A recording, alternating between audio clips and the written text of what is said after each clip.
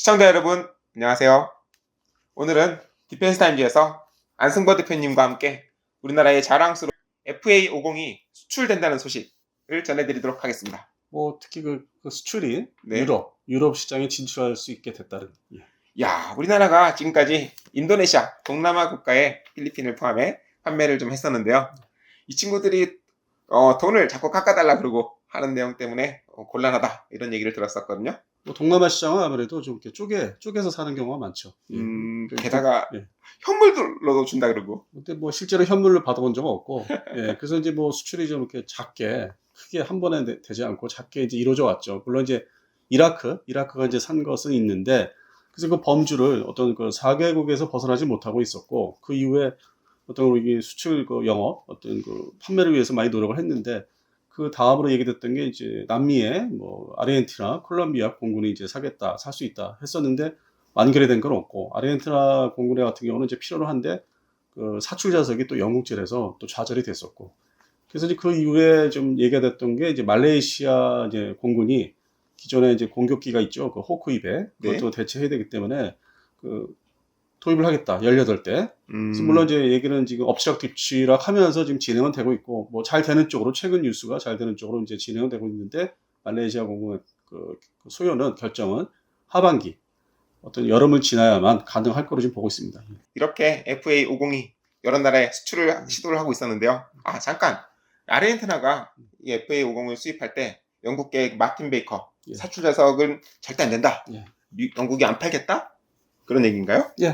여전히 포클랜드 제도, 거기에 이제 좀 위협이 되지 않을까, 도입을 하면은, 아르헨티나 공군이, 물론 이제 항속거리가 짧고 그래서 위협이 되겠냐 하는 생각을 하는데, 심리적으로 일단 영국에서는 팔면 안 된다. 그것도 우리가 영국하고 친하다 보니까 그게 이제 좌절이 되다시피 했죠. 전투기라는 게 첨단 과학기술, 여러 우방국들의 기술이 집약체다 보니까 서로 얽혀 있죠. 그러다 보니 이렇게 판매에 영향을 많이 미치네요. 그런 의미에서 우리나라 FA50이 유럽, 폴란드에 판매를 한다고요?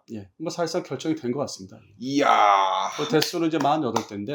48대씩이나. 현재 폴란드 공군의 주력 전투기는 F-16CD 블록 52형인데, 이 소요가 이제 이어서 F-35도 주문을 이제 발주를 했었죠. 근데 그렇게 하다 보니까 이제 미국제, 록히드 마틴사제 이제 전투기로 이제 라인업을 이제 구성을 하다 보니까 나머지 구소련제 미그 29하고 Su-22 피터 공격기를 이제 대체를 이제 해야 되는데 더 이상 쓸 수 없기 때문에.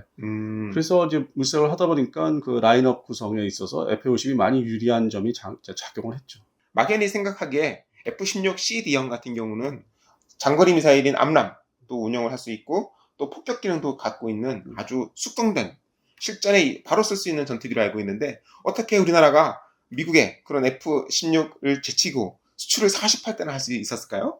우리 공군, 대한민국 공군도 이제 같은 경우인데, F-16 복자형, 그거를 이제 평상시에는 예전에 F-50이 이제 전력화되기 전에는 전투 훈련용으로 많이 사용해가지고 그 비행 시간이 많이 이제 노출이 돼 있었죠. 비행 시간이 많이 이제 소요가 돼서. 그러다 보니까 이제 그런 경우로 인해서 이제 다 따져보니까 F-50이 그런 용도로서 전투 훈련용으로 사용할 수 있으면서 유사시에는 공격기로 가동이 가능한 어떤 다목적 용어로 이제 상당히 효율성이 높은 항공기로 이제 인정이 된 거죠. 물론 이제 폴란드 공군이 전에 M346을 이제 도입을 했는데, 그것은 초기형이고 현재 도입 기체는 이제 순수한 고등 훈련기로 쓰고 있기 때문에 어떤 용도가 완전히 다릅니다.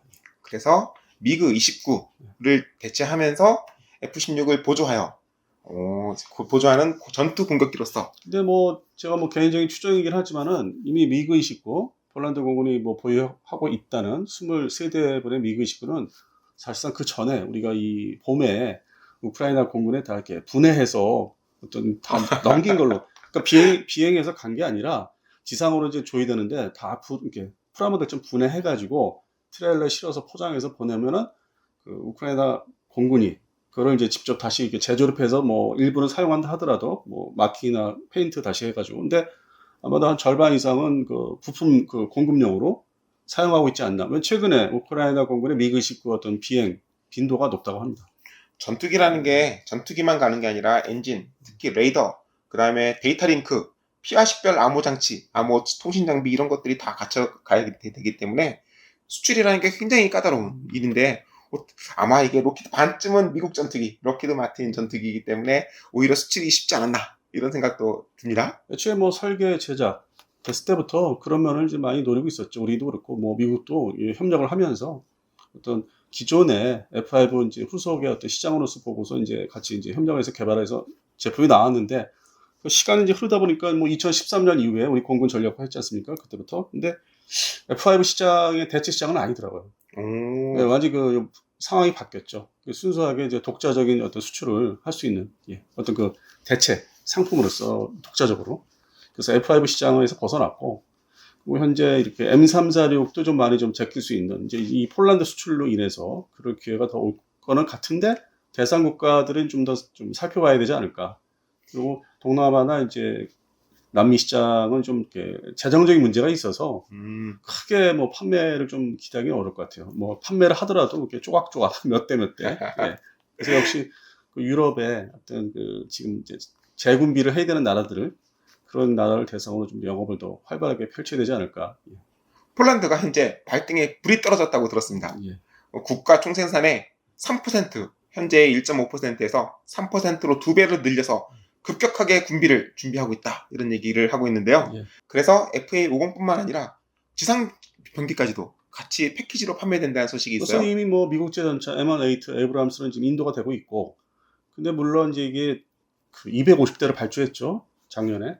근데 이것은 이제 기존의 T-72 전차를 대체하는 소요고, 그리고 최근에 이제 PT-91 어떤 그 T-71을 자구해서 이제 개조 개량한 폴란드에서 그 소요도 나오고 있는 게 결국 이제 K2로 이어지는 거죠. PT-91은 이미 우크라이나 군에 넘겨주고 있습니다. 그럼 뭐 이미 기사가 났었고, 그 예상한 대로 전쟁 발발되고 나서 예상한 대로 두 가지 구소련제 전차는 이미 다 조회되는, 넘겨줘야만 또 이 전쟁 수행도 되고.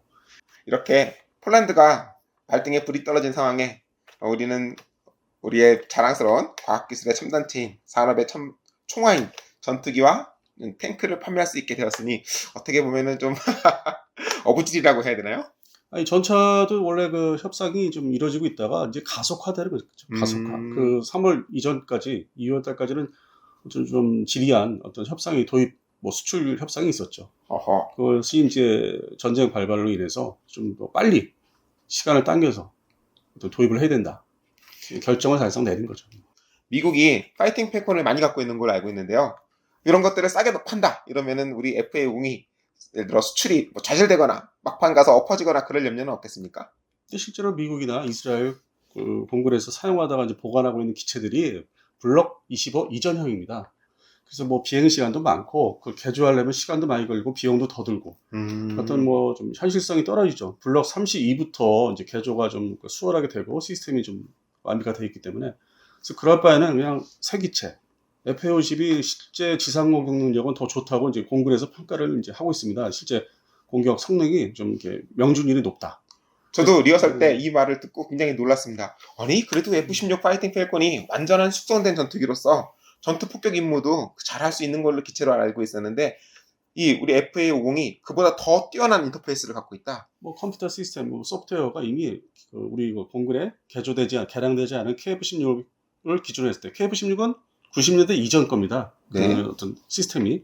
그런데 FA50은 말 그대로 그 이후에 2000년대 어떤 시스템이 또 적용이 됐기 때문에 그 차원이 한 차원이 다르죠. 차원이 다르죠. 그래서 바로 실전에 쓸 수 있고 또 생산도 우리 군이 인도하기로 했던 그런 물량을 미리 폴란드에 줄 수도 있다라는 파격적인 조건을 제시했다면서요. 그 대한민국 공군이 이제 발주한 게 광주 비행단에 이제 어떤 TA-50 블록 2를 20대를 이제 발주해서 생산 라인에 이제 깔려 있죠. 뭐 지난번에 그 사천에서 보셨다고 하는데 네. 2호기까지 보셨나요? 네. 그래서 그 이후에 이제 생산되는 기체 중에 8대를 빼서 거기는 이제 그 링크 16이라든지 그다음에 그 모드 5를 뭐 박스 형태니까 네. 그 빈 공간에 넣어줘서 인티그레이션해서 그거를 바로 넘길 수 있다. 근데 이런 사례는 이제 뭐 프랑스의 라팔 전투기 수출 최근에 사례에서도 있었습니다. 뭐 그리스라든지 그런 경우가 있었기 때문에 뭐 새로운 얘기는 아니고 충분히 이제 공군이 우리 국방부가 이제 어떤 그 양해를 하고 인정을 하면은 가능한 얘기죠.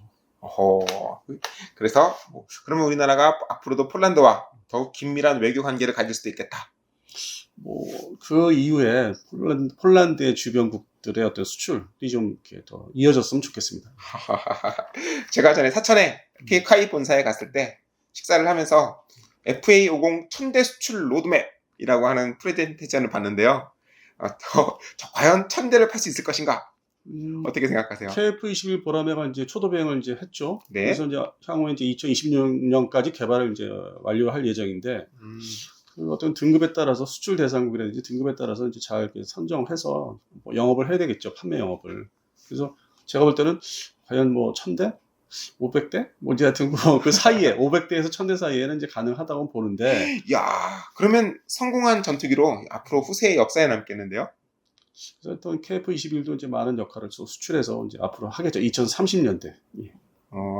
KF21 보라매는 아직 완성을 못했고 수출을 하려면 우선 완성부터 해야 되니까 조금 후에 이야기가 될 것 같고. 아니요, 그 FA50을 계획대로 이제 블록 20 이상의 어떤 시대에 맞게 개량을 계속 손을 대면은 시스템이 좀 더 발전이 되면은 어떤 세트 메뉴로 2030년대도 판매가 저는 가능하다고 봅니다. 그러니까 개량을 해야 됩니다. 안 하면은 그냥 멈추는 거고 수출도. 근데 개량을 해서 시스템이 좀 더 첨단화되면은 같이 어떤 그 위아래 전투기, 뭐 네. 하이급 아니면 나라에 따라서 뭐 미디엄, 그래서 뭐 로우급을 해서 그렇게 해서 같이 묶어서 어떤 그 수출 영업을 할 수 있고, 그런 경우는 우리가 지금 그 풀업기, 타워 풀업기 지금 투카노, 슈퍼 투카노 얘기하지 않습니까? 예. 상식적으로 뭐 이 타워 풀업기가 어떤 판매가 되겠느냐? 90년대만 해도. 근데 지금 활발하게 타워 풀업기도 수출이 잘 되지 않습니까? 경공급기로서. 이제 그런 면을 따져보면은 얼마만큼 손을 대고 개량을 하느냐에 따라서 이 수출도 이어질 수 있는 거죠. 결국 우리 FA50이 우선 물꼬를 트고 48대 물꼬를 트고 앞으로 더 판매가 되면서 한국산 전투기에 대한 인지도가 높아지면 보라매도 따라서 수출길이 열릴 것이다. 굉장히 기대가 큽니다. 예. 네, 이렇게 우리의 FA50 전투 공격기가 우방국들의 하늘을 지키는 강력한 수호자로서 이제 활약하기를 기대하면서 오늘 방송은 여기까지 하겠습니다. 시청해주셔서 감사합니다. 감사합니다.